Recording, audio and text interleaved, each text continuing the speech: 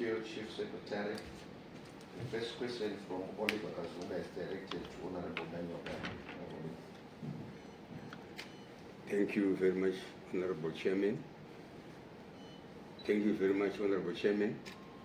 Let me thank Mr. Oliver Kanzunga from the Herald on the question where he's asking about the quantum in terms of monetary value of losses as a result of the damage to infrastructure.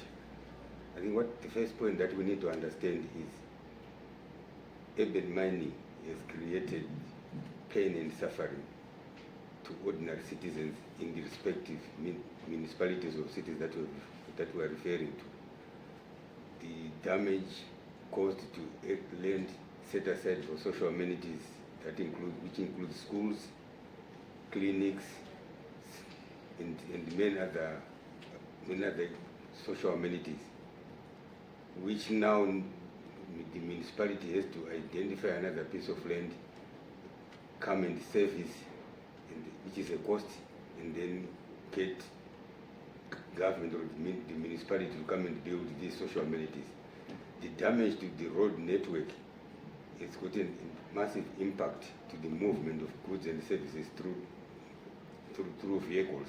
The damage to rail obviously affects the movement of train.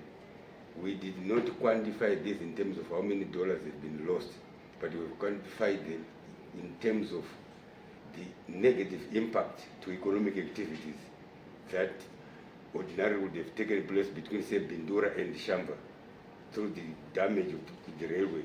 So there is massive economic activity that has been disrupted.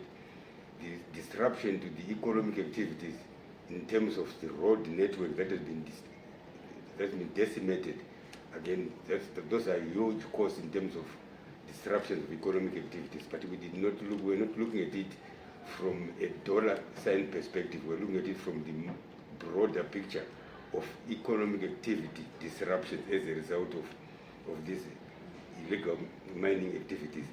The damage, the cost of repairing these roads, the railway line, the buildings that are being damaged as a result of these mining activities, the cost of purification to water, like in the Mazoe River in the case of Bindura, the cost of purifying water is over and above, it's going to be over and above what has been budgeted for. But all this is a basket of economic activity disruptions that are being caused as a result of these illegal mining activities in urban areas. Thank you very much, Chair.